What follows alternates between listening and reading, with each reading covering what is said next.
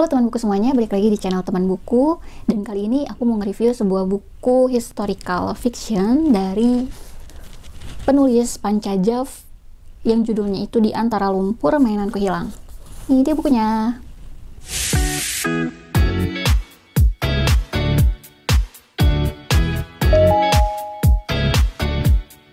Jadi buku ini tuh dikirimin sama penulisnya langsung ke aku. Sebenarnya aku udah ngincer buku ini tuh di Google Playbook, jadi kebetulan banget sama Kak Pancanya sendiri dihubungin di DM Instagram dan katanya minta aku buat review buku ini. Oh, terima kasih banyak loh Kak Panca, karena memang aku udah ngincer ini di Google Playbook sih sebelum-sebelumnya, cuman kayak masih nanti aja deh dulu buat dibacanya gitu, padahal sebenarnya udah masuk wishlist gitu, jadi beruntung banget sih sebenarnya. Dan ini tuh termasuk historical fiction walaupun sebenarnya isinya tentang bencana semburan lumpur panas pada tahun 2000, bukannya yang pertama tuh 2006 ya, tapi di sini settingnya itu pada tahun 2008. Jadi sebenarnya nggak jauh-jauh banget gitu. Biasanya kan aku kalau nge-review historical fiction tuh yang udah berpuluh-puluh tahun yang lalu, kayak zamannya masih ada Belanda gitu di Indonesia. Kalau ini dia masih anget sebenarnya ya, kebencana semburan lumpur panas Porong Sidoarjo ini. Aku udah bikin beberapa poin tentang buku ini. Jadi isi ceritanya ini ada tentang korban bencana lumpur Lapindo, dan tokohnya ini ada Bayu, Slamet, Retno, Putri, juga anak-anak korban semburan lumpur, termasuk para orang tuanya juga.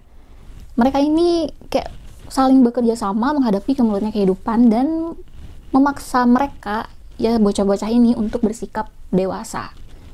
Seperti kita tahu kan yang namanya anak-anak maunya tuh main, sekolah, sedangkan mereka ya selain main juga mereka harus bekerja gitu, ngebantuin orang tuanya. Dan anak-anak ini seperti yang aku udah sebutkan tadi harus putus sekolah mau nggak mau karena si sekolahnya sendiri kena gusuran pelebaran tanggul oleh petugas pokoknya oleh petugas yang ngurusin semburan lumpur panas Lapindo itu. Dan mereka ini punya satu-satunya harapan untuk bisa bersekolah ini yaitu dari para mahasiswa yang bertugas KKN di sana. Jadi ya mungkin nggak cuman ngadain sekolah aja mungkin ya KKN-nya, tapi ya mereka di sini di cerita ini para kakak-kakak mahasiswa ini KKN-nya itu yang ngajarin mereka gitu. Ngajarin mereka tentang pelajaran-pelajaran di sekolah dan ngebuka sekolah darurat. Sosok si Bayu ini penuh semangat, terus gigi juga dan juga jenaka. Jadi aku kayak ngebacanya si Bayu ini tuh bener-bener bisa bikin kita buat mensyukuri hidup ini. Karena ya anak sekecil itu gitu harus kehilangan semuanya dalam sekejap, tapi dia juga nggak patah semangat gitu, nggak hilang semangat. Dia tetap kayak ngajakin teman-temannya buat main, ngajakin teman-temannya buat berkegiatan dan lain sebagainya. Gitu aja sih kalau sekilas dari si buku Di Antara Lumpur Mainanku Hilang. Sekarang aku mau masuk dari segi positifnya si buku ini. Semenjak aku membaca buku ini, aku jadi makin penasaran dan juga makin melek terhadap bencana si lumpur Lapindo ini. Karena di sini kan disebutkan kalau para warganya itu ada yang sebagian udah dapat kompensasi dari Lapindo, ada juga yang belum. Seperti yang aku udah bilang tadi, aku dari buku ini tuh bisa belajar untuk lebih mensyukuri hidupku yang sekarang.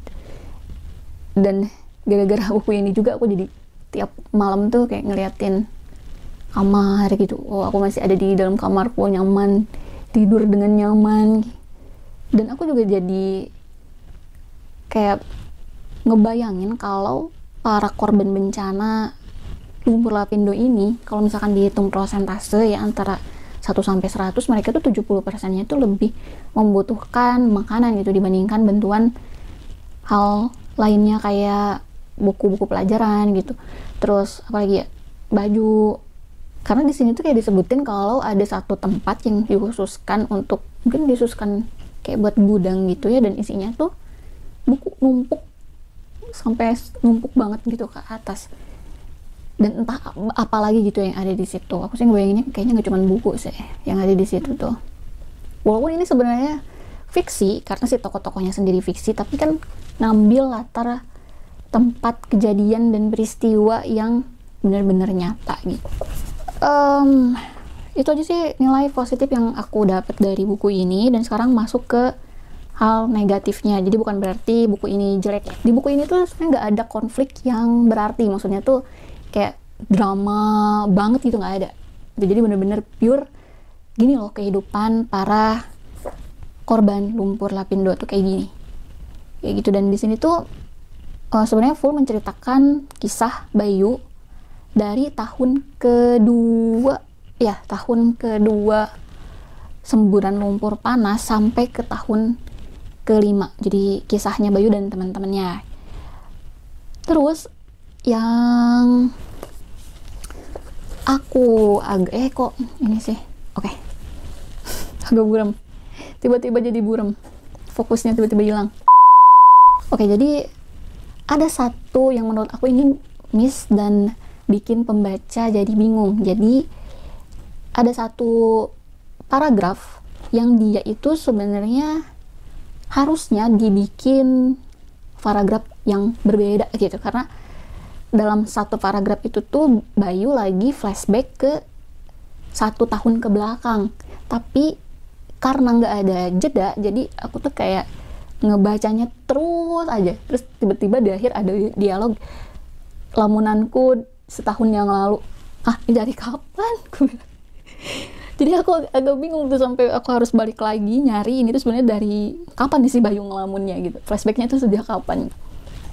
Itu doang sih sebenarnya, tapi mudah-mudahan lah penulis sama editor bisa ngerubah, bikin jeda, mungkin bisa dibuat titik 3 dulu terus baru paragraf yang baru, atau di spasi dulu baru paragraf yang baru, ya mungkin lah itu urusannya penulis sama editor gitu. Dan aku sebagai pembaca ya cuma bisa nyampein itu aja sih. Jadi pada saat ngebaca ya itu karena nggak ada batasan, jadi agak bingung dan akhirnya harus kembali lagi ke paragraf awal gitu. Jadi awal ini tuh nyari, ini tuh si Bayu tuh ngomongin masa lalunya tuh dari kapan sih gitu. Kayak gitu doang sih sebenarnya. Ya paling kayak gitu aja.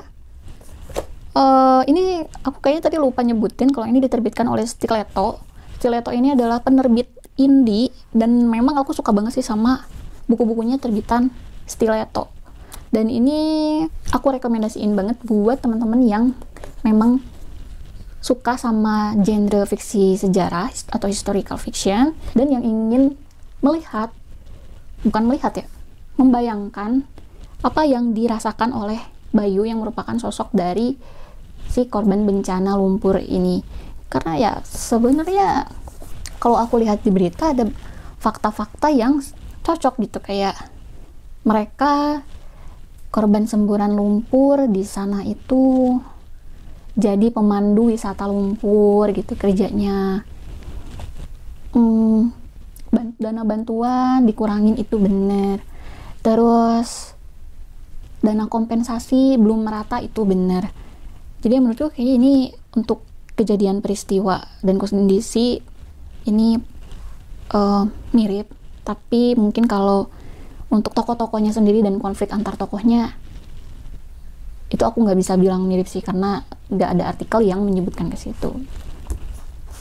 Oke, paling kayak gitu aja video kali ini. Thank you banget yang udah nonton dan sampai jumpa.